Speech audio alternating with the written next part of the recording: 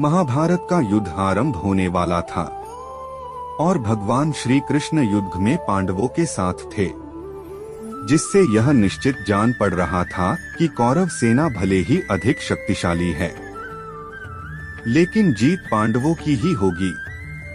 ऐसे समय में भीम का पौत्र और घटोत्कच का पुत्र बर्बरीक ने अपनी माता को वचन दिया कि युद्ध में जो पक्ष कमजोर होगा वह उनकी ओर से लड़ेगा।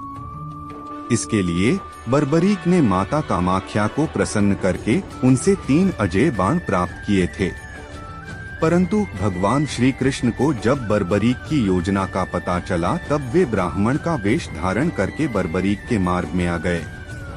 कृष्ण की बातों को सुनकर बर्बरीक ने कहा कि उसके पास अजेय बाण है और वह एक बाण से ही पूरी शत्रु सेना का अंत कर सकता है तथा सेना का अंत करने के बाद उसका बाण वापस अपने स्थान पर लौट आएगा।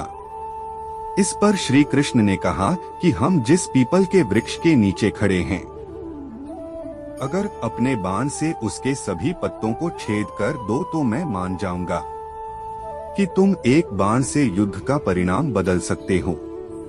इस पर बर्बरीक ने चुनौती स्वीकार करके भगवान का स्मरण किया और बाण चला दिया, जिससे पेड़ पर लगे पत्तों के अलावा नीचे गिरे पत्तों में भी छेद बन गया।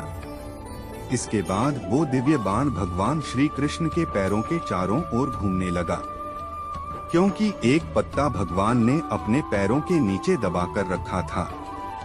भगवान श्री कृष्ण जानते थे कि धर्म रक्षा के लिए इस युद्ध में विजय पांडवों की होनी चाहिए और माता को दिए वचन के अनुसार अगर बर्बरीक कौरवों की ओर से लड़ेगा तो अधर्म की जीत हो जाएगी। इसलिए इस अनिष्ट को रोकने के लिए ब्राह्मण वेशधारी श्री कृष्ण ने बर्बरीक से दान की इच्छा प्रकट की। जब बर्बरीक ने दान देने का वचन दिया, तब श्री कृष्ण ने बर्बरीक से उसका सिर मांग लिया, जिससे बर्बरीक समझ गया कि ऐसा दान मांगने वाला ब्राह्मण नहीं हो सकता है। और बर्बरीक ने ब्राह्मण से वास्तविक परिचय मांगा और श्री कृष्ण ने उन्हें बताया कि वह कृष्ण हैं। सच जानने के बाद भी बर्बरीक ने सिर देना स्वीकार कर लिया, लेकिन एक शर्त रखी कि वह उनके विराट रूप को देखना चाहता है तथा महाभारत युद्ध को शुरू से लेकर अंत तक देखने की इच्छा रखता है। भगवान ने बर्बरीक की इच्छा पूरी करते हुए सुदर्शन चक्र से बर्बरीक का सिर काटकर सिर पर अमृत का छिड़काव कर दिया और एक पहाड़ी के ऊंचे टीले पर रख दिया, जहां से बर्बरीक के सिर ने पूरा युद्ध देखा।